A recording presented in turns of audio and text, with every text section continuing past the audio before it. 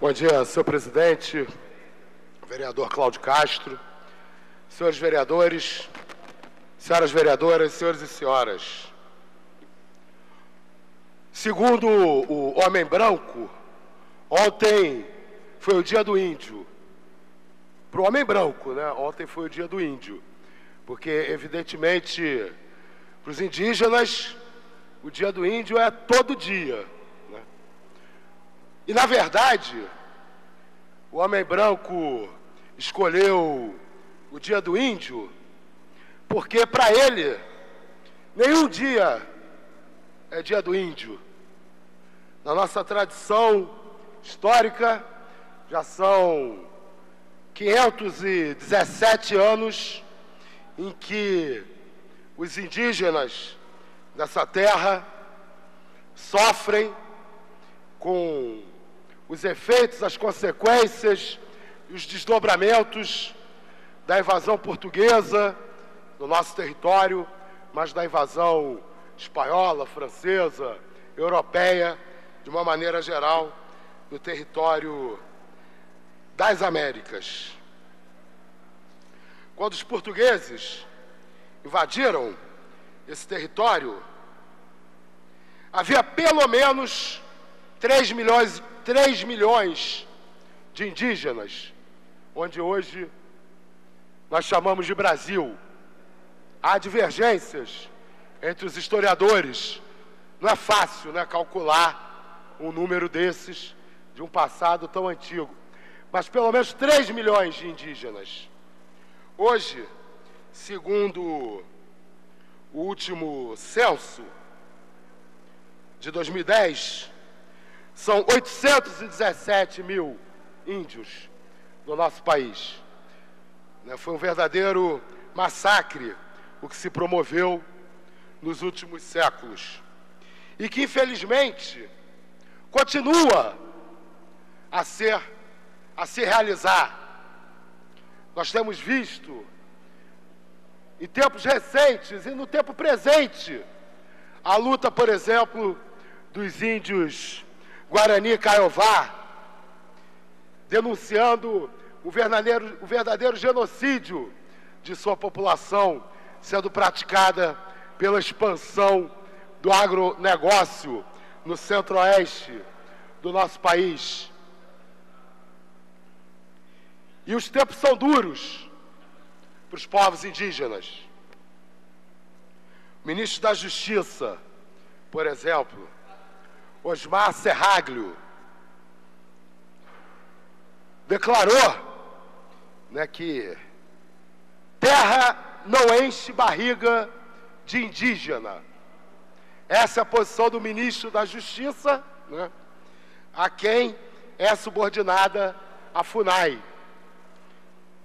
Não podia ser diferente. Representante do agronegócio, eleito, né, com cerca de 30% das doações para sua campanha vindas do agronegócio, seria se estranhar que o ministro da Justiça fosse contrário aos interesses do agronegócio, que hoje são, há muito tempo, aliás, os espoliadores das terras indígenas.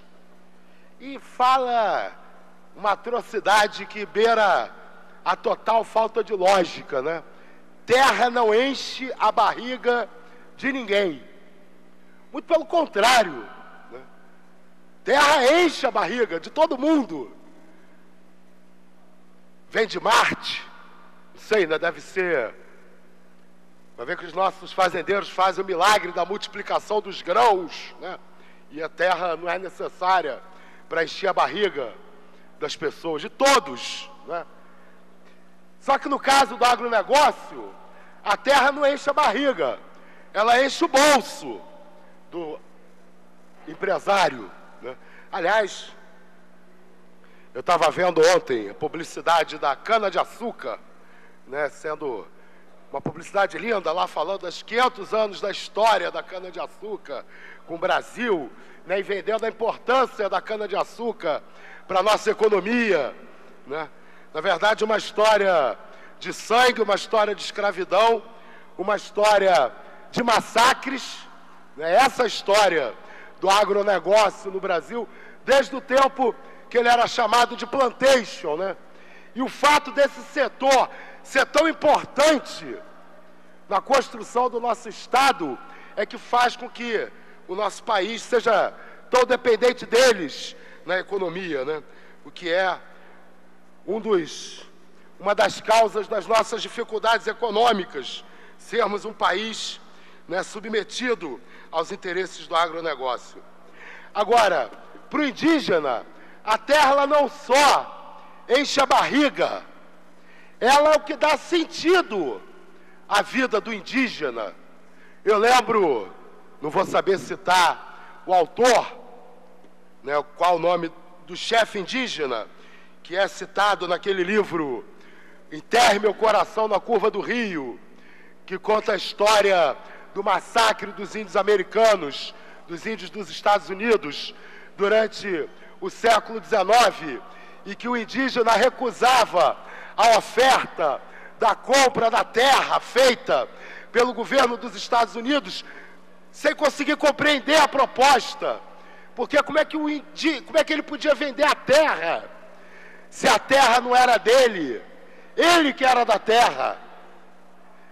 Uma outra visão, uma outra relação. É um tipo de sociedade que tem a terra não só para encher a sua barriga, como todas, mas é também a que enche a sua alma, o seu espírito, que dá sentido à sua cultura. E essa política do governo Michel Temer, né, ela está claramente se demonstrando como uma política anti-indígena.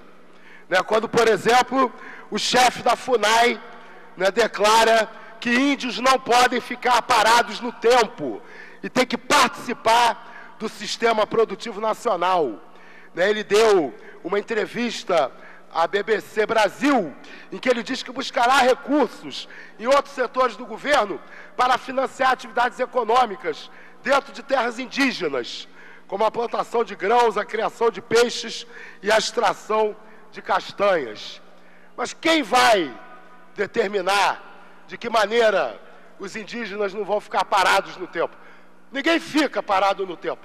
O presidente da FUNAI não precisa se preocupar, que se existe uma coisa que não acontece, é as pessoas ficarem paradas no tempo.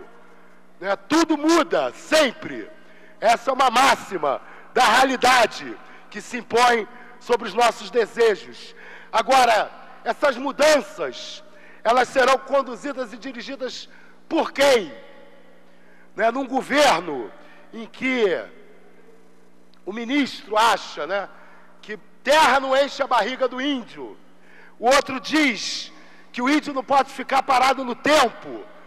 Parece que esse governo não vai querer que o indígena seja o protagonista, né, dos seus destinos, seja quem decida como ele vai atravessar as mudanças inexoráveis para todo mundo. Né? E o desmonte da FUNAI agora, né, faz com que nós completemos, né, um ano sem demarcações de terras, né, com um orçamento congelado em 2016, né, o orçamento executado, né, foi de 531 milhões contra 534 milhões em 2015. Descontando a inflação, isso corresponde a um corte de 11% no orçamento da FUNAI. E para 2017, o decreto 8.559, né, estipula um corte de 38% dos recursos para custeio e investimento da FUNAI. Né, a FUNAI já informou ao Ministério, por meio de memorando, que esses cortes implicam no fechamento de 70 a 130 das 260 unidades, né, da FUNAI em funcionamento no país.